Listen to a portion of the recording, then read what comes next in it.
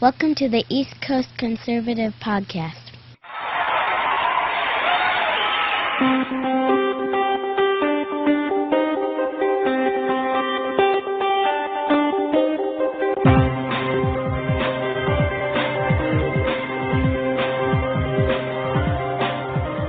Good evening, everyone. It is Saturday, December 8th, 2012. This is the East Coast Conservative Video Comment.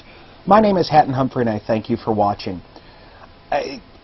I wanted to talk about what we discussed last week on our podcast, kind of bring it around, bring it back up, because I think tying it in with something that was posted on my Facebook page is really an important piece.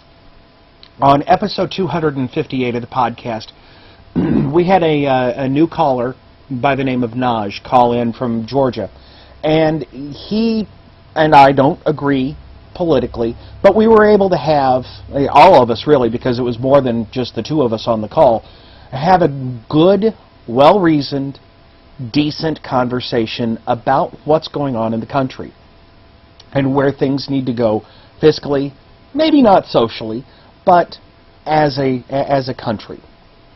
And it kind of underscores, and especially at the end when I say, okay, lightning round table, what do we do to fix this? And everybody said, we need to have more conversations. We need to have these direct, sit down, have a cup of coffee, keep the alcohol out of it because sometimes that causes problems, but have a conversation about where America needs to go and what we can do and what can be done in order to fix it. And it kind of ties in a weird sort of way with a posting that a family member and a friend actually both shared on their Facebook pages. And it's a letter to the editor by Dr. Roger Startner-Jones, who is at the University of Mississippi Medical Center. He wrote a letter to the editor back in 2009, Why pay for the care of the careless? During my last shift in the ER, I had the pleasure of evaluating a patient with a shiny new gold tooth, multiple elaborate tattoos, and a new cellular telephone equipped with her favorite R&B ringtone. Glancing over her chart, one could not help noticing her payer status, Medicaid. She smokes a costly pack of cigarettes a day and somehow still has money to buy beer. And our president expects me to pay for this woman's health care. Our nation's health care crisis is not a shortage of quality hospitals, doctors, or nurses. It is a crisis of culture, a culture in which it is perfectly acceptable to spend money on vices while refusing to take care of oneself or, heaven forbid, purchase health insurance. Life is not really that hard. Most of us reap what we sow. And I already see the knees jerking. I already see everybody going, he didn't really say that. Well, yeah, he did. Actually, he put it in writing. And there was a follow-up letter from another reader. And I'm just going to read the title. Healthcare reform is not us versus them.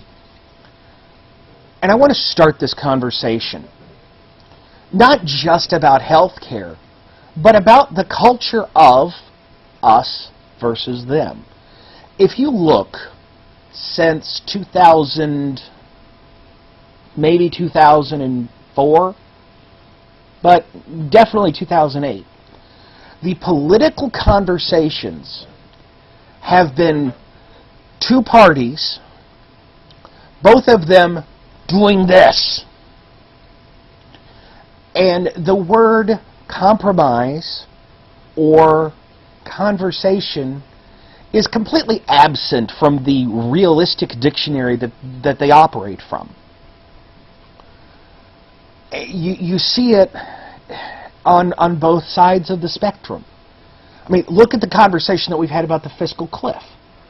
You've got Obama saying, I'm willing to compromise on anything but raising taxes on the wealthiest Americans. And the Republicans are saying, we're willing to compromise on anything but raising taxes on the wealthiest Americans. And it's as I said last week, it's the same arguments. It's the same things being said. I mean, you could even take out the political aspect. If you look at the NFL, okay, I know, bad reference, I'm in Buffalo. The NFL lockout is having a huge detrimental effect here. And you look at the players and you look at the owners, and apparently you're not hearing anything different. You're not seeing any compromise. There's no real conversation. There's people talking at each other, not with each other. And, you know, the letter regarding the healthcare situation, he said it's not us versus them, and I would agree. She's right. It's not truly at an individual level. At me as a person, you as a person, or even the person that Dr. Jones was treating as a person. It is us versus them when you look at the issue as a whole. There is a culture that has developed. And don't get me wrong, when I talk about health care, there are realistic situations where people need help with their health care. But you also have a culture that has been formed that in the mindset from birth, individuals think, I don't have to do nothing. I can go out, I can do drugs, I can smoke pot, I can do drugs, I can smoke, I can drink, and I'll just get on welfare. I'll get food stamps. There's nothing wrong with food stamps. I'll live off food stamps. It's not easy, not realistically, not unless you twist the system. But that culture of dependency has taken and twisted the system in such a way that now you have people, you have generations, and regardless of the percentage of the population, it exists. You have generations that are taking a well-meaning system and twisting it so that they live off of it from cradle to grave. You've got a population that thinks that it's right, it's their right to look to the government and say, gimme. What happened to JFK? Ask not what you can do for your country. Ask not what your country can do for you, but ask what you can do for your country. What happened to people getting help when they need it, not because they don't feel like doing it? That's the us versus them. And it's really a cultural thing. Because I can't look at that woman. You can't go to that person. You can't sit down and say, you're a bad person because you live off the system. For many, there's a reason why they live off the system. And it's outside of their control. I understand that. But for some, and for a growing number of somes, they could. They absolutely could. You can't stare me in the eyes and bald-faced tell me that there are people, that nobody on welfare can get off of it. Now, it may go against the culture. It may stigmatize them. It may alienate them. It may hurt their feelings. America was formed by rugged individualists. And there is now a culture in this country that absolutely refuses to be either rugged or individual. That's a conversation. That's my stance on it. What's yours? And I'm not going to sit here and go, okay, I'm not going to listen to anybody. La la la la la. No. The conversation has to exist.